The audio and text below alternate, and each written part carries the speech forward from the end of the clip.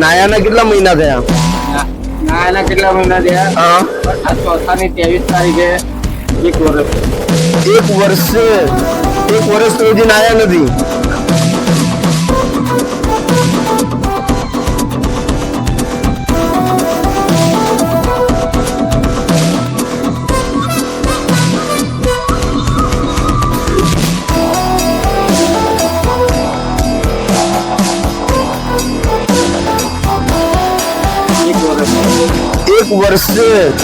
એક વર્ષ તો હજી નાયા નથી. ક્યાં નવો નડિયાદ જય માનવ સેવા પરિવાર ટ્રસ્ટ નડિયાદ સંચાલિત દીકરાનું ઘર, જેમાં આપણે અત્યારે આ દાદાને લઈ જઈ રહ્યા છીએ.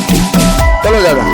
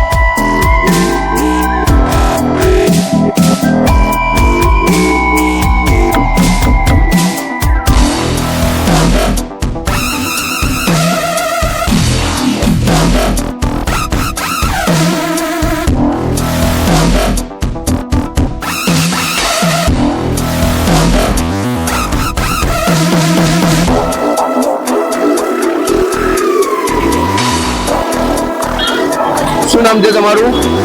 જીતેન્દ્રભાઈ. જીતેન્દ્રભાઈ. આખું નામ બોલો. ચાલશે, વાંધો નહીં. જીતુભાઈ કેવા છે? પટેલ દરબાર? કાઠિયાવાડી પટેલ. કાઠિયાવાડી પટેલ છો એમ? કાઠિયાવાડ ના છો તમે? તો અહીંયા શું કરો છો?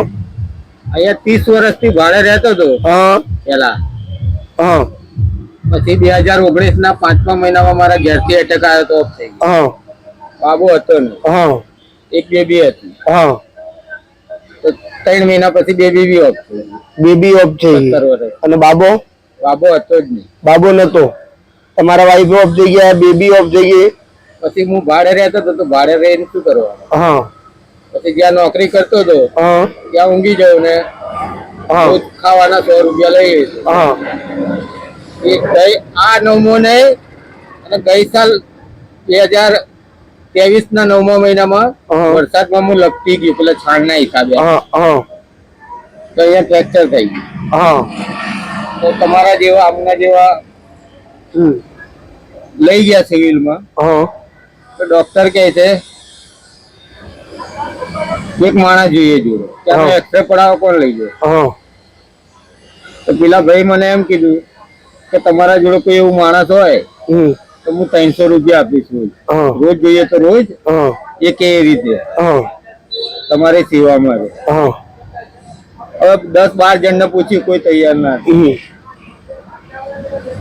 રોડ ઉપર કેટલા વખતથી રહો છો તમે? રોડ ઉપર કેટલા વખતથી રહો છો? 3 વર્ષ.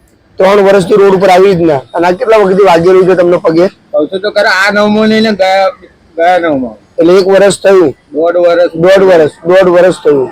1.5 વર્ષ ઉપર ગયું. 1.5 વર્ષથી ચાલાય છે ખરું કે બિલકુલ નહીં ચલાતું? ના, અહીંથી ચાલુ આ એટીએમ ઊંધી, ત્યાં થોડી વાર બેહું, પછી ત્યાંથી ચાલુ બસ સ્ટેન્ડ. એ કેમ ચાલવા કેમ જવું પડે એટલું? ખાવા માટે?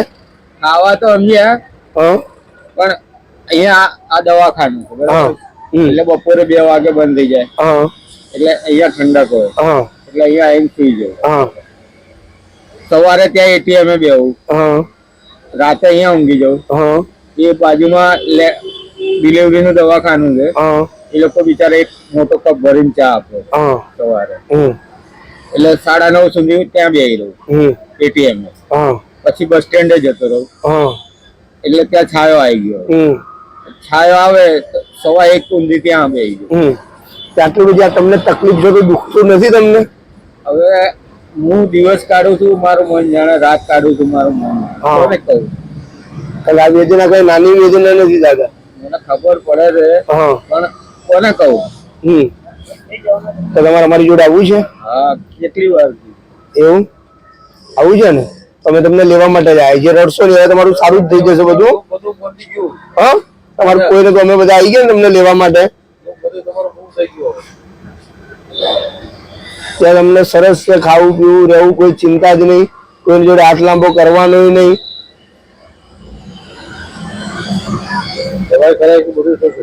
દવાથી લઈને બધું તમારું સરસ થઈ જશે આ તમારા મહિના પછી આ તમારો આ પગ છે ને એ સરસ થઈ જશે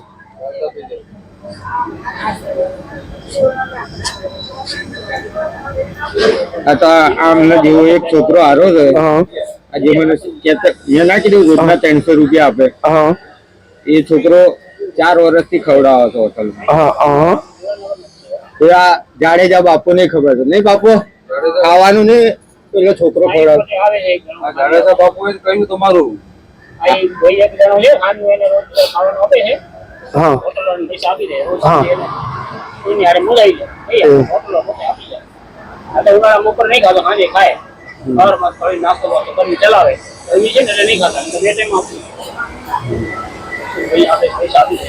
શિયાળો ઉનાળો ચોમાસું આવી રીતના જ રહેવાનું ચોમાસામાં રિક્ષામાં હોઈ જાવ કોઈની રિક્ષા પડી હોય તો રિક્ષામાં હોઈ જાવ એ બાજુ સિમેન્ટના થેલીના પડદા કરે શિયાળામાં આવી રીતે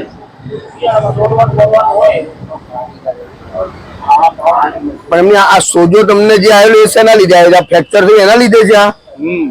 આ ફ્રેક્ચર થયેલું છે એના લીધે થયેલું છે અને આ પેન્ટ મારે 1.5 મહિના ઉપર થઈ ગયું બરાબર હું આવા પેન્ટ નહીં પહેરતો ભૂલથી બદલી કાઢ્યું હવે રાતે હું પેન્ટ બદલું બરાબર નાયાના કેટલા મહિના થયા? નાયાના કેટલા મહિના થયા? નાયાના કેટલા મહિના થયા? આ ચોથાની 23 તારીખે 1 વર્ષ છે 1 વર્ષે 1 વર્ષ તો હજી નાયા નથી ક્યાં ન હોય